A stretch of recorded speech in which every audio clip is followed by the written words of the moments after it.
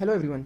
चलो बात करते हैं यूसीसी या यूनिफॉर्म सिविल कोड के बारे में। यूसीसी का मतलब होता है uniform set of laws irrespective of religion और कम्युनिटी, यानी सभी धर्मों और जातियों के लिए एक प्रकार के कानून। The matter of UCC is in news because the Gujarat government has raised it as an electoral issue.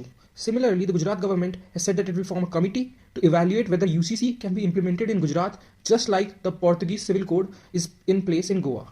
UCC news में इसीलिए है क्योंकि गुजरात गवर्नमेंट ने इसे अपने इलेक्शन में एज एन इलेक्टरल इशू उठाया है।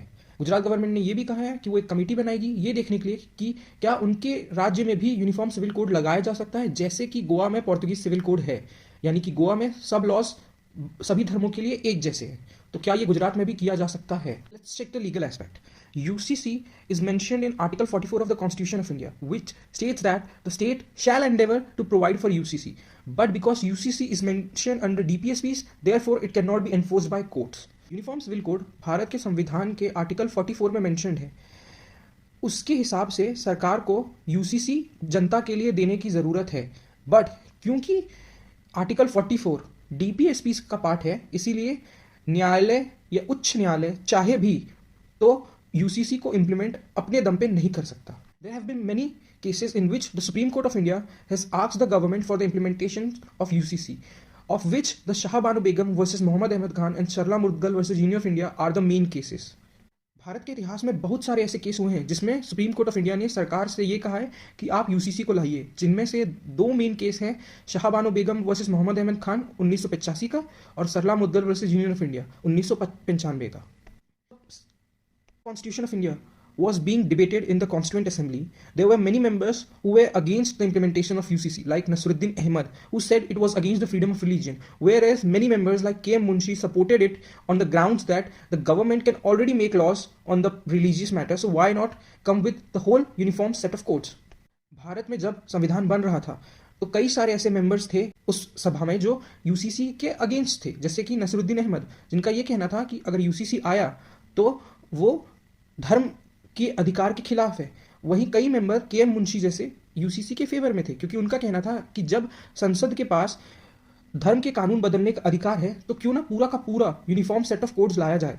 However, this year the Union Law Minister said in Parliament that the government has no plan to set up a panel to implement UCC in India. और इस साल भारत के law minister ने संसद में ये कहा कि भारत सरकार की यह बिल्कुल भी योजना नहीं है कि वो एक पैनल बनाए जो ये देखे कि इंडिया में यूसीसी कैसे लगाया जा सकता है। So what are the arguments in favor of implementation of UCCs in India? First, uniform laws. Second, UCC will help in increasing secularism in India. Third, UCC will reduce the conflicts among various religions in India. Fourth, UCC can help various underprivileged sections and communities among various religions in India, like various underprivileged caste. And fifth, UCC can help in elimination of unconstitutional practices, like discrimination against lower caste or women in the society.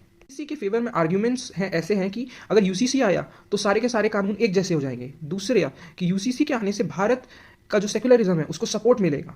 तीसरा, UCC के आने से जो धर्मों के बीच में झगड़े हो रहे हैं वो कम हो जाएंगे। चौथा, यूसीसी के आने से धर्मों में जो पिछड़े वर्ग हैं उनको मदद मिलेगी। और पांचवा, यूसीसी के आने से धर्मों के प्रैक्टिसेस में जो अनकॉन्स्टिट्यूशनल मैटर्स हैं वो हट जाएंगे। Arguments against UCC are first that the UCC is already in place in various civil and criminal laws. Second, UCC is against the diversity of India. India is a highly diverse religious and social society, and the need is to support this diversity and not to reduce it.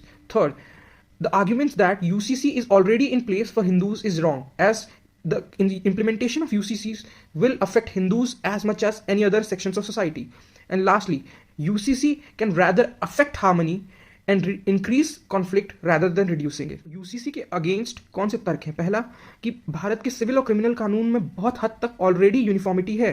दूसरा, UCC से भारत के लोकतंत्र में जो diversity है वो कम हो सकती है। तीसरा, ये कहना कि यूसीसी हिंदुओं के फेवर में है और बाकियों के खिलाफ है, यह गलत है, क्योंकि यूसीसी से हिंदू भी उतने ही अफेक्ट होंगे।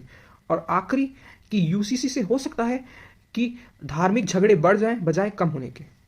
तो ये था यूसीसी के बारे में पूरा डिटेल्ड मैटर।